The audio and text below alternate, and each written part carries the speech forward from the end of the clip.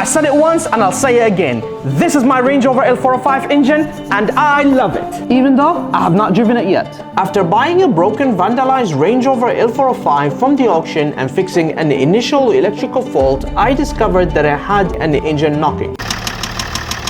I then removed the oil filter, only to discover that it had metal particles in it. This is when I realized that I had to take the engine out. So after 2.5 years of working on my cars on a steep, slopey driveway, I rented a garage and installed a 2-post lift just so I can fix this Range Rover L405. Since I'm not a mechanic and I have no background experience, I used the workshop manual to remove this 3-liter TDV6 engine out of the car. I successfully disassembled it layer by layer and found out where the knocking was coming from.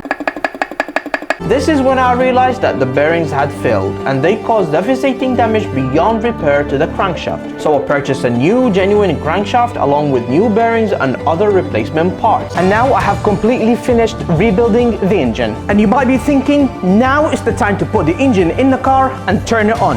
But one second.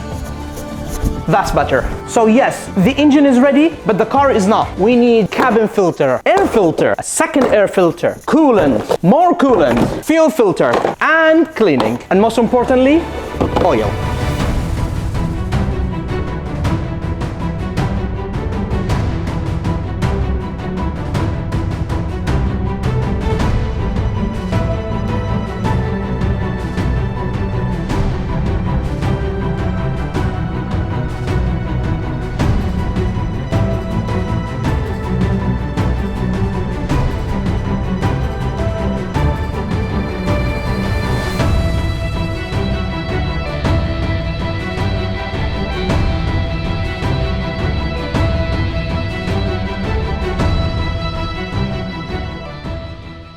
So this is a very, very important event for us right now. We are going to make one of those service notes, labels, whatever it's called. Yeah. April 2025. Yes. And what is the mileage?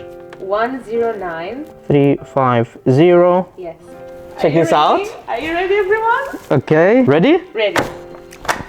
Okay. And it's been stamped as life as usual garage. Nice. Ready? Yes. Yes. Here you go. It worked. It worked? That is perfect. Oh, wait to do on the other side. Okay, Alex. Do Ready? it. Yeah, ready. Here in the middle? Yeah. Okay, 1, 2, 3. It worked. Yes. It worked. Here you go. Laugh as usual. Okay, guys. So now we're at the point where no return. How about coffee? No. No time for coffee. No time to relax. It's time to do work.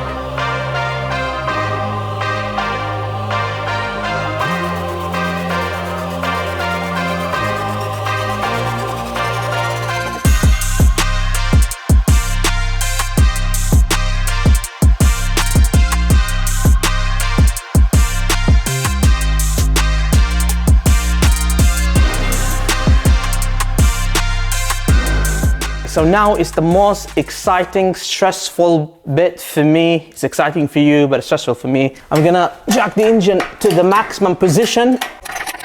We'll bring it in. Does it have enough clearance? Let's see. Okay, it doesn't fit.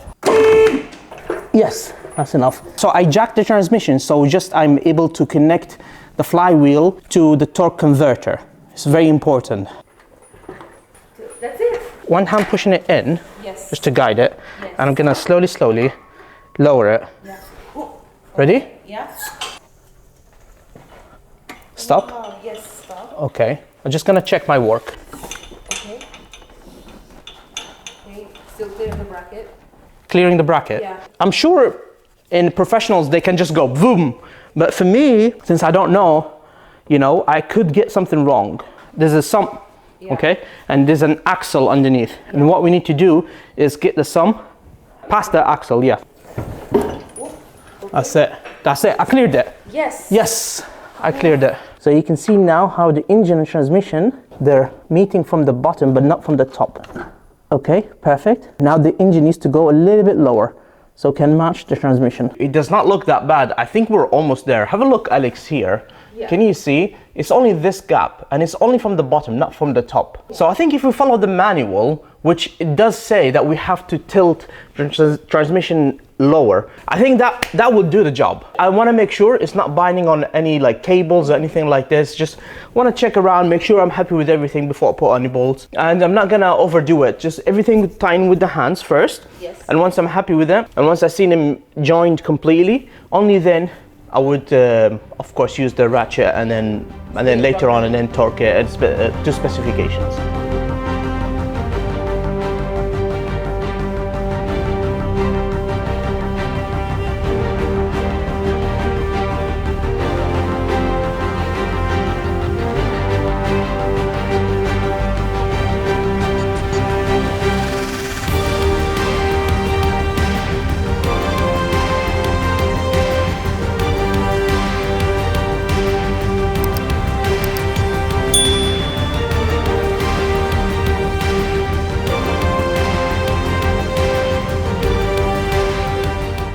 So this is the gearbox slash transmission. This is the cable. I had to put it back, and there are all of these nuts and bolts and cables. And then I put the starter motor here, and then I put all the cables and the wires towards the generator. By the way, this was tilted, so we had to put it down. You can see the cables are not ready yet. This is when the exhaust come back. It will be all sorted. And there's a lot of cables and wires here and brackets all the way to the top. All the way to the top, okay? All the way to the top of, behind the engine, the top of the engine, okay? Yeah. So that was also sorted. Putting the engine inside is way more difficult, way more challenging, especially in the tight places. And I've lost a lot of blood. I have my finger, it hurts. If I touch it this way, it hurts and it's swollen that much. That's why I'm wearing gloves, so you don't see the graphics. Anyway, let's put this in the front, Alex, and we can carry on, yeah? Yes. Let's put it in the front.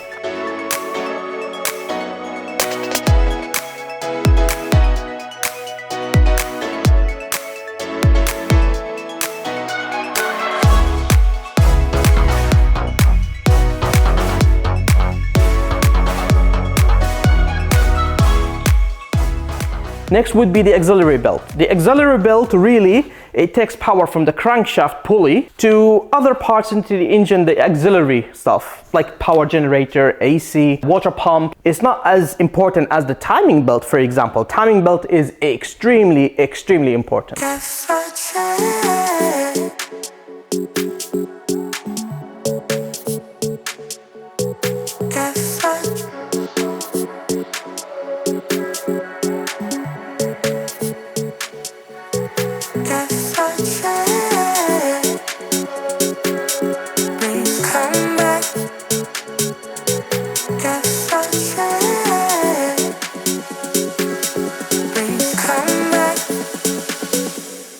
So before I put the throttle body, what I'm going to do is actually I'm going to fill the engine with oil for the first time. I'm going to put a bit of oil in the filter area, and then I'm going to put more oil here in the engine.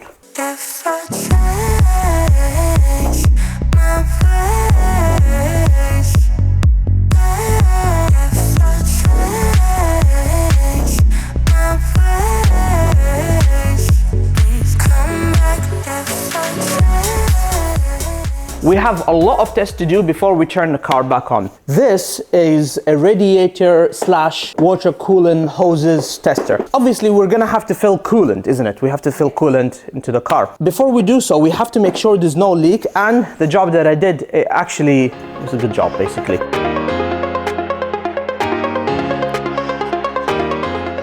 So the benefit of doing this, look, I found out that one of the brackets, I forgot to put it back. So let me show you here.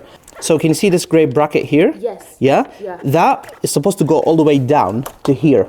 Okay? Oh, yeah. But look, if I press on it, look what's gonna happen. Oh, that's the sound we're Yeah. hearing.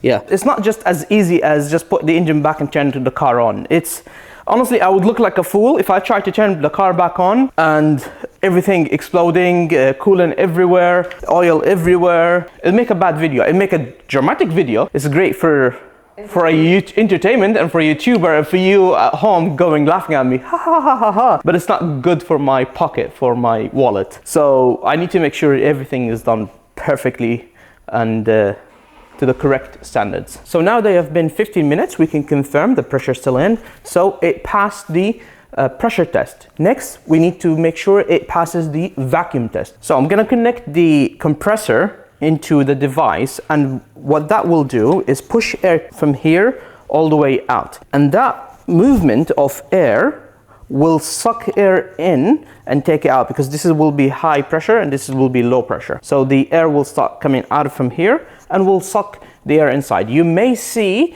the pipes collapsing on itself, and that is another test to see if the pipes are, well, in a good quality, basically, because they should be able to collapse. So turn it on, open, and you'll see it moving up.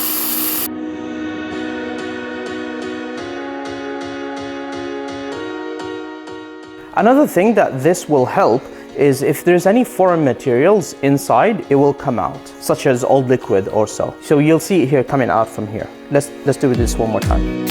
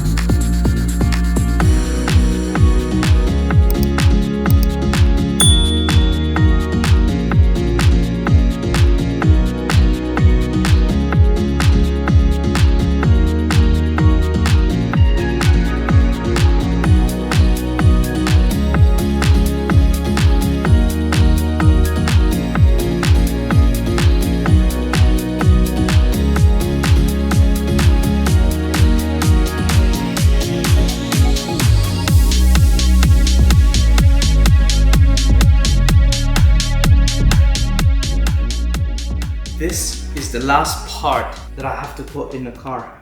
If I were to complete this, we just have to work underneath. Let me turn on the engine.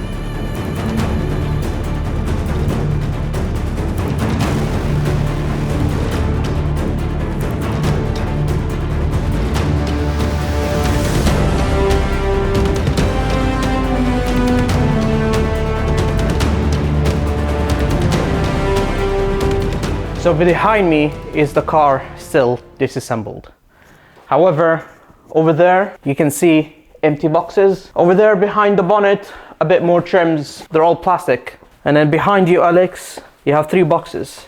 Yes. You have 2 dirty boxes where we collect, like when we clean parts and so on. Yeah. And you have a box full of gaskets. Yes.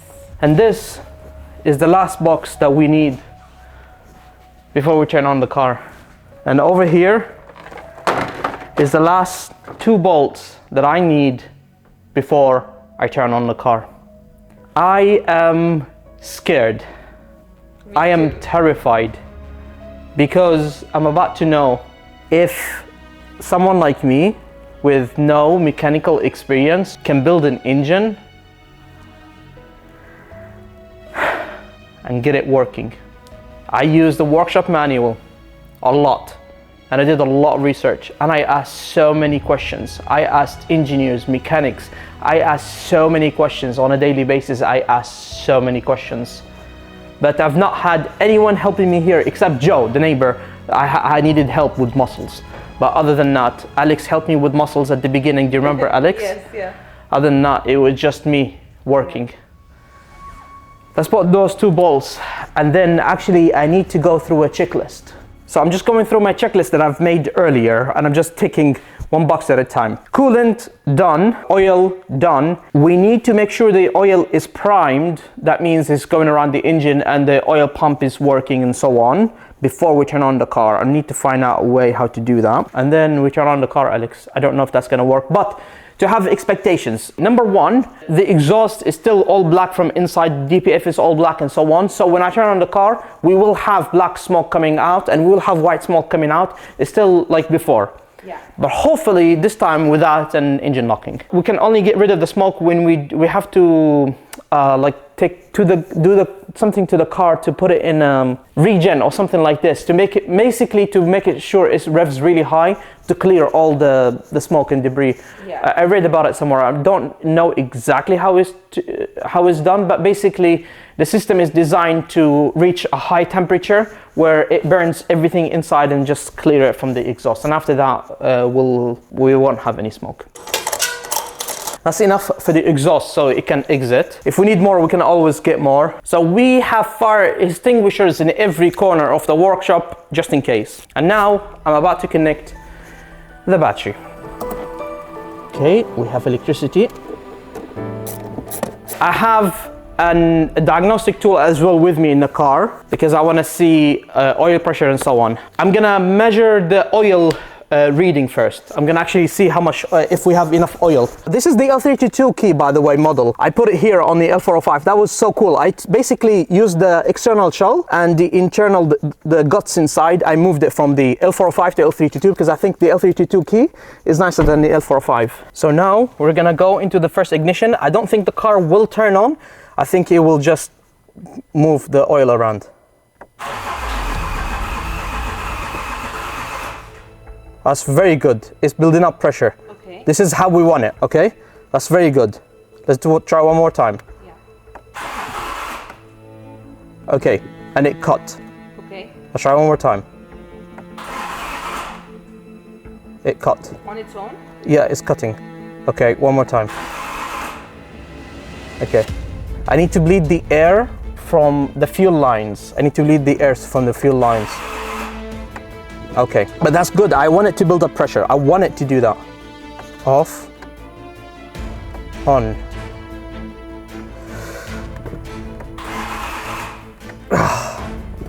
So I have tried to turn the car on and off. This is the ignition, so I can bring fuel inside because it looks like it's not working. It's very stressful. I'm gonna try to turn it on one more time. If it doesn't work, it doesn't work, and we're gonna have to try a different day. Let's see how it works. What do you think, Alex? No. Oh.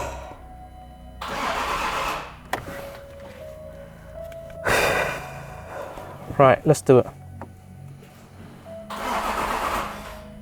No. Try again. No, it's the battery. Should we try tomorrow morning? We'll come back tomorrow morning and try. We'll leave it on a charge for tonight and see it tomorrow morning. Okay.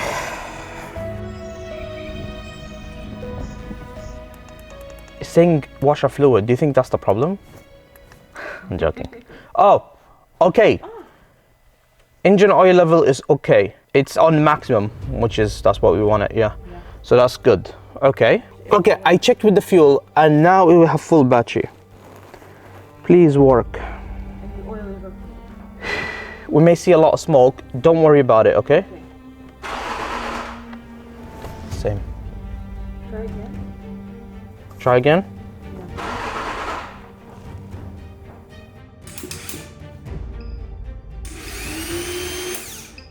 I look very tired because we have been working all day. We have not filmed majority of the day because it's just repetitive of me trying to turn the car on. I have removed the starter motor. I've tested it on the bench. It's all good. I put it back. I removed the fuel lines. I tested all the fuel lines. It's all good. And then lastly, the last thing I did, which we were about to leave and give up, I tested the trigger wheel which goes on the back of the engine, the one it sits before the flywheel. What I did is I unplugged the sensor and I came back in the car, and then the car is cranking for longer, like really long time. I can crank it as many times as I want, but then I plug it back and now that's how it sounds.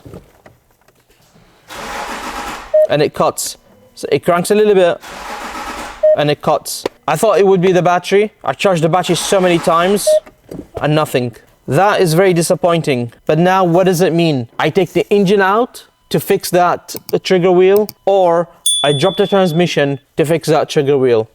After trying to turn the car on and off multiple times, I checked all my work through, well, luckily we document everything, don't we? We film everything, we take pictures of everything. I went through the pictures, the footage, the video, the testing that we did throughout the whole lot, and I compared it to the workshop manual, and everything is done up to perfection. Everything done up to full spec. So there is no way that I did something wrong. Even the timing, we tested it multiple times. I know you guys seen it once, but we've tested it multiple times because I wanted to check my work. Hence, this is why my videos are so slow. This is why I've been missing some of the weekends. It's because I'm very slow at it, because I am learning and I want to make sure everything is going according to plan. Again, I'm not a professional, but my job is coming out, and you guys said it, like a professional. Why? Because I'm taking my time. Something I think at the moment, because I'm not getting any faults or anything like this on a dashboard or even diagnostic tool, and I've tried multiple diagnostic tools as well. Because we're not getting any faults or anything like that, I am thinking maybe we have a faulty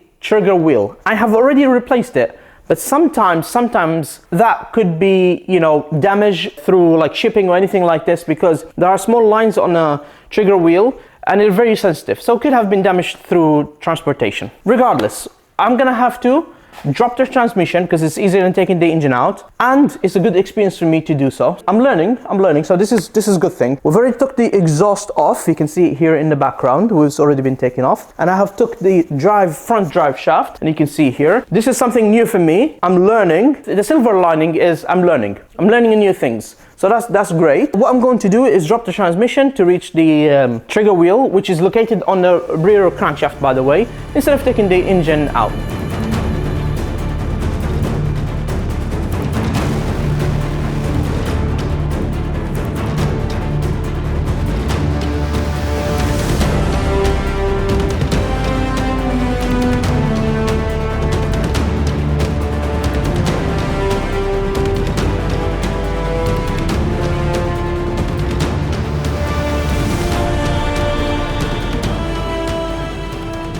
The transmission is out, finally. That was a great experience, Alex, wasn't it? Yeah, it was. Yeah. This is the trigger wheel in question, and this is the sensor for it. It does not look bad, but it could be faulty, like manufacturer fault. It's as simple as that. It's fitted exactly how it should be. I've used the proper tool to fit it, but it's one of those things. We do not have a fault code or anything like that, so let's spot the old one, yes. See if that works. Yeah. If it does work, of course I'm gonna go ahead and buy a new genuine one from Land Rover. Let's crack on with removing the sensor.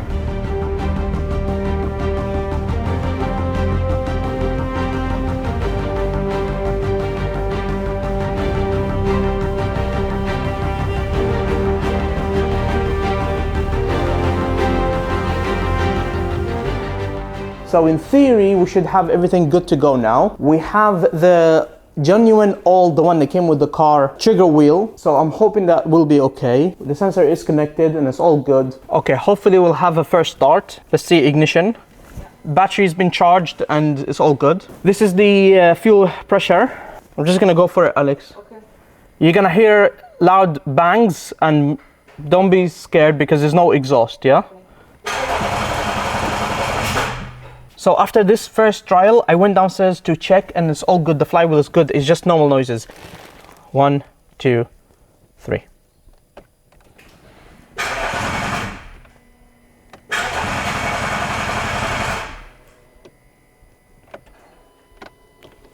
Okay, so the car turns on and then turns off.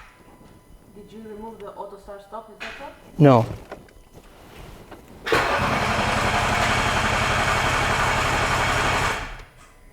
But it's trying for louder, for longer, Much longer. and it turns off.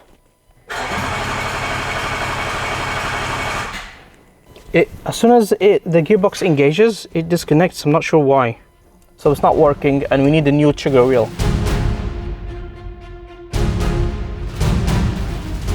One more time with the new, genuine Land Rover, Range Rover trigger wheel. Let's go for it.